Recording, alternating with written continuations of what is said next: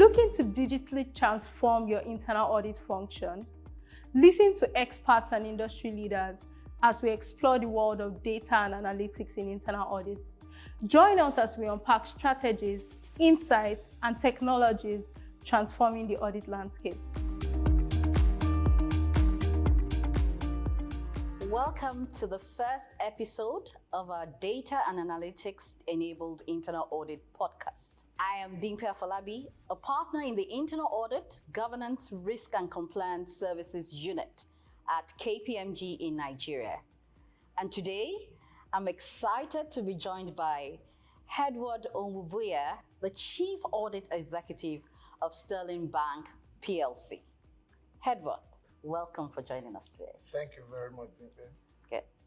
Today, we will be exploring a topic that's becoming increasingly important for internal audit functions, and that is the continuous auditing and continuous assurance. And we will discuss the benefits of implementing continuous auditing and assurance, the role of data and analytics, and the challenges organizations face on this journey. In today's dynamic business landscape, the internal audit function of an organization must keep pace with rapid changes happening within the business. The advent of technology has made it clear that traditional audit approaches are limited in scope and often retrospective, and these are no longer sufficient to support the changes effectively. As a result, many organizations are striving to achieve continuous monitoring and continuous assurance maturity within their internal audit processes. So, Edward, let's get on with that. Can you first and foremost share your background and experience in internal audit? Thank you, Bimpe. I'm a graduate of Banking and Finance from the University of Nigeria, Nsukka, with first degree, second degree, certified accountant, a certified fraud examiner. I have a certification in data analytics. I've been in banking for about 25 years, mainly operations and different roles within the assurance space. So currently, I'm responsible for running the internal audit function of Sterling Bank. Thank you. What a stellar resume you have there. The good thing is that we both have some certifications in data analytics. So this is a topic that's dear to our hearts, and our experience as well will bring to bear what you've actually learned. Great. So let's set the stage for this conversation then. What are the key trends in internal audit currently? Perhaps I should start with the banking space where we are in. Indeed. Historical perspective. I'm not going too far into history anyway, but sometime in my lifetime, banking in Nigeria used to be such that everything was done manually. Yeah. Computation of charges, computation of interest, posting of transactions into customers' accounts, everything was computed and posted manually. Back then, 1:30 p.m. or thereabouts, banking closes. And for some, that later became aggressive, they extended it to 4 p.m. and things like that. Now, you moved on to a point where banks started using computers to process their transactions with localized processing procedures or systems in branches. And then from there, moved on to a point where branches got integrated, okay? Meaning transactions could begin to move from one branch to another digitally. Yeah.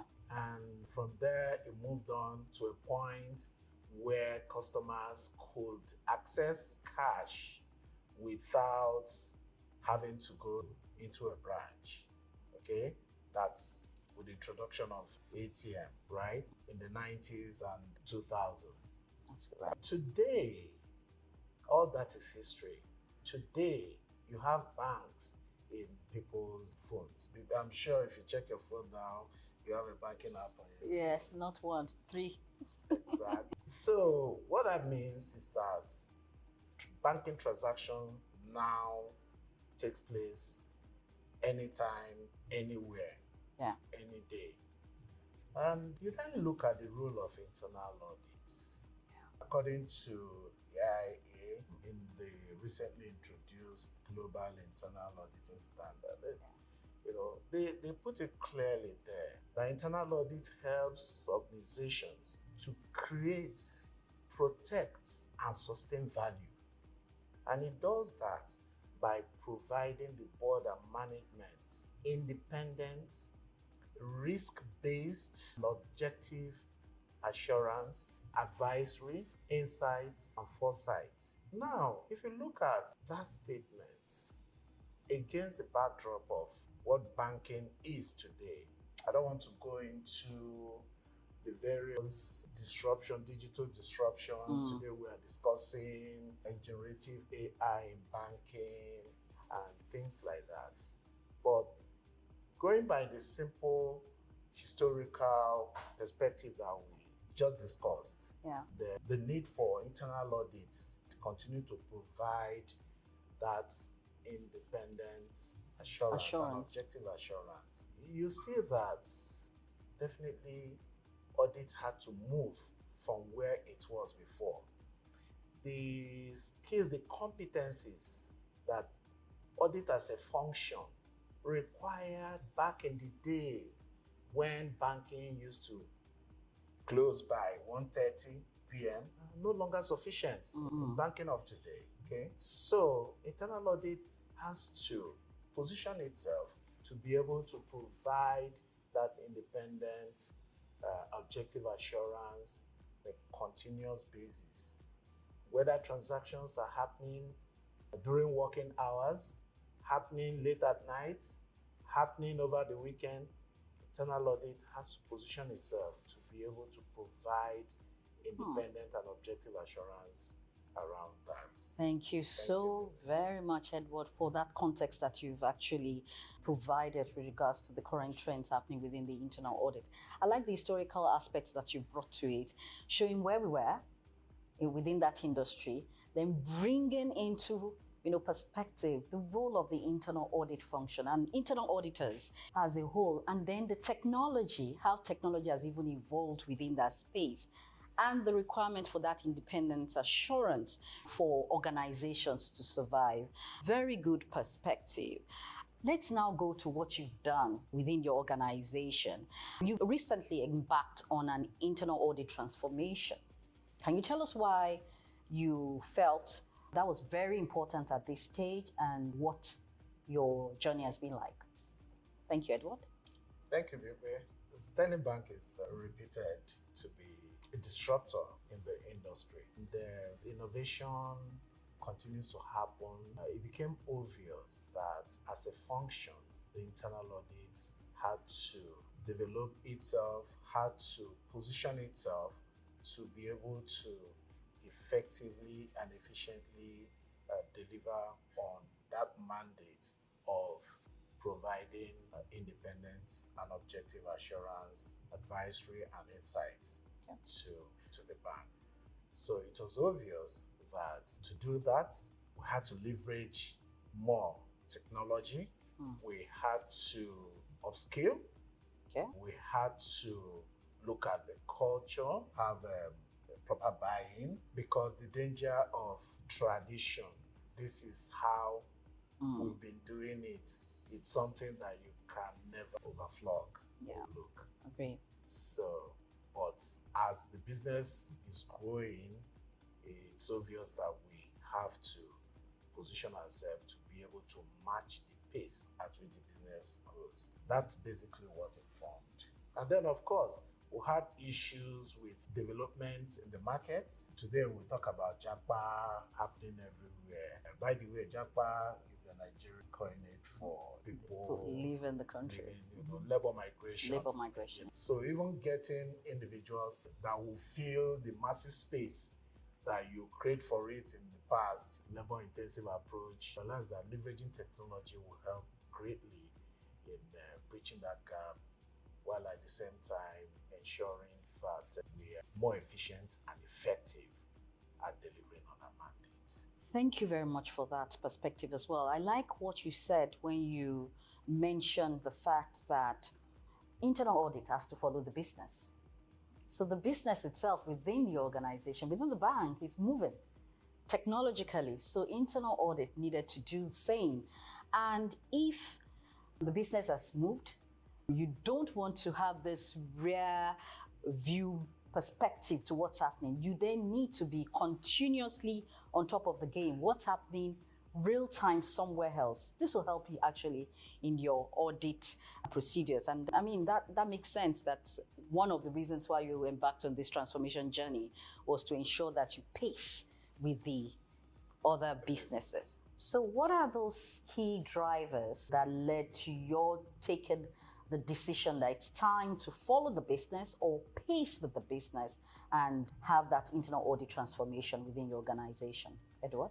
Thank you, Bimpe. Sterling Bank is reputed, I'm sure we're already aware of that, to be a major disruptor within our banking space. What comes with that is a higher speed of decision making.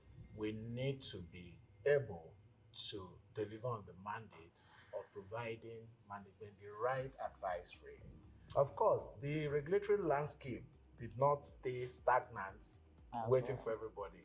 It kept moving, new regulations, changes here and there, and we needed to be in a position where we can help management and the board to navigate those regulatory, other environmental issues or factors that affect the business. That is beside the fact that the business itself was moving and we needed to keep pace.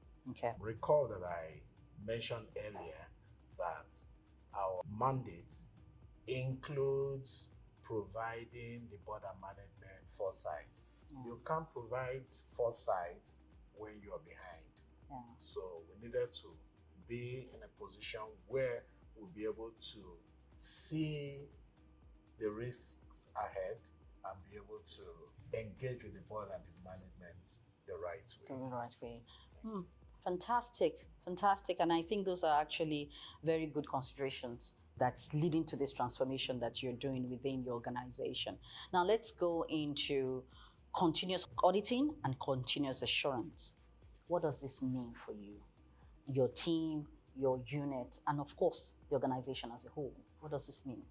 Okay, continuous auditing simply, again, I take us back to the role, the mandate for internal audit.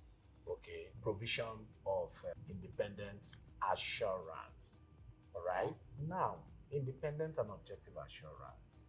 So, what continuous auditing does is that it enables the function, internal audit, to have visibility, risk-based visibility on the processes within the organization.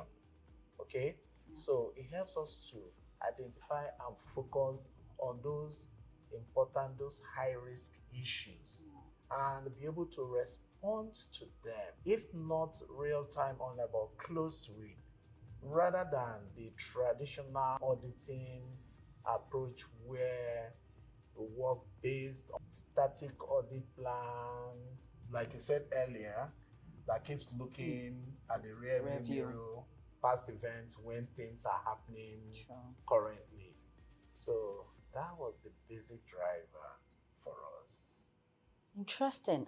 I like the online real time, meaning when you look at the operations of a bank, which organization operates as, you see that you sit somewhere in a location and you can actually monitor the activities of another branch several kilometers away. When you have this sort of technology solutions that can enable you as an internal auditor, take a look at the processes as they occur, then the red flags can easily be seen and can be addressed on time. I suppose that's really one good thing that continuous auditing and continuous monitoring is all about. So on your journey so far, what challenges have you encountered, in implementing this whole process of continuous monitoring, continuous assurance, transformation within Sterling Bank? Okay, there have been quite a few.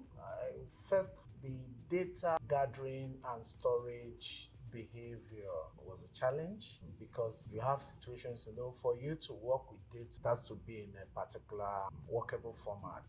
So you see situations where you have to expend considerable energy cleansing the data. By cleansing data, I mean correcting, putting them in particular formats. Where they are missing data, you have to find a way to address that, and things, it involves a whole lot of processes. Then another challenge, it's the technological infrastructure on which it runs, where the data is stored, how you can access it, the data availability. Then technology, no matter how fancy you want to look at it, technology like the computer, it's still a garbage in, garbage out situation.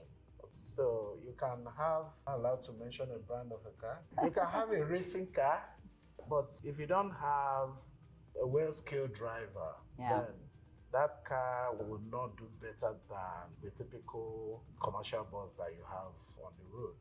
So skill is an issue. Culture or mindset is another issue. I see. Because they told us in physics, one of the laws, that the body at rest will want to continue resting until external forces apply, so on and so forth. So the cultural issue of continuing how we used to do it. So we need to change. We're very fortunate in our own case that Sterling Bank, it's actually the board and management that are in the forefront pushing for it. I told you earlier that it's a very disruptive organization digitally. So it wasn't difficult for the board and management. So we enjoy the full buy-in and support. Thank you very much, Edward. And I'm going to start with final one, the culture and the tone at the top, within an organization towards this sort of technological advancement actually matters a lot. And good news for, at least for your organization, that wasn't a challenge. But I hear you again when you say that data integrity and the source of truth for the data actually are very critical for the success of this sort of solutions when you're doing these transformations within an organization. I do understand as well, based on what you've said, the architecture on which even the solutions are going to be built must be ready for such transformations. So, but good news, I think, from your hand, these are all the challenges that you encountered and you've been able to resolve to move yourself in the direction of continuous auditing and continuous monitoring. By the way, I also like that example you gave with the racing car, and then saying that it can actually become for all your good efforts, if you don't have everything well set up, then it becomes just an ordinary transportation vehicle on the road. And also, of course, the law of inertia that you also refer to in physics, also very, very good perspective. Thank you, Edward. Thank you for sharing those insights. Very insightful for us. What advice then would you give to other organizations and those that are listening to this podcast and who intend to embark on this journey in particular? What are those things, those nuggets of knowledge would you give them? Maybe a couple that would help. Okay, first, I've heard this before, so I'll repeat it here. They say it's a Chinese proverb. I hope it is. But they said that the best time to plant a tree was last year. The next best time is now. Yes. So no further delays. Please get involved.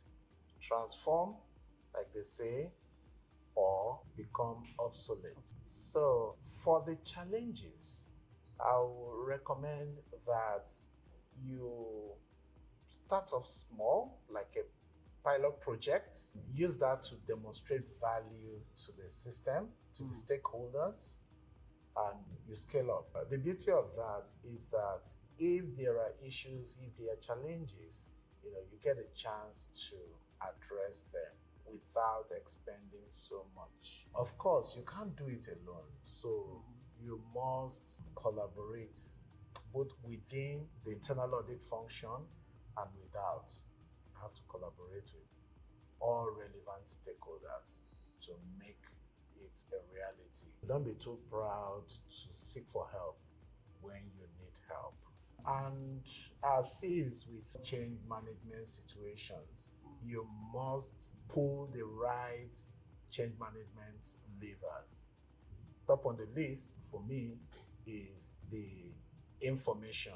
You must be able to communicate well, both internally, members of your team, and externally, so that you can have the buy-in. Then you have to take steps to make sure that you have the right skill within the function to drive the transformation. Because yes, the tool will give you the data, will give you the information, but you need the right skill, the right competence and knowledge to interpret that the right way and use it the right way. Thank you. Thank you very much. And I'm sure those advice, would go a long way for those seeking to commence their transformation journey with regards to internal audit, continuous auditing, continuous monitoring in particular. Thank you very much. So, I mean, it's been an interesting conversation, Edward. Thank you for joining us today.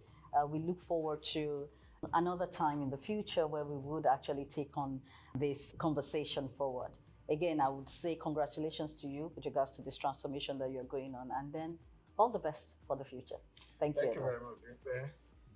It's my privilege and honor. Thank you. Thank you for tuning in. We hope this episode inspired you to harness the potential of data-enabled internal audits. Don't miss our future episodes. Subscribe to stay updated on the latest audit trends. Need help navigating your audit transformation journey? Reach out to us. See you next time.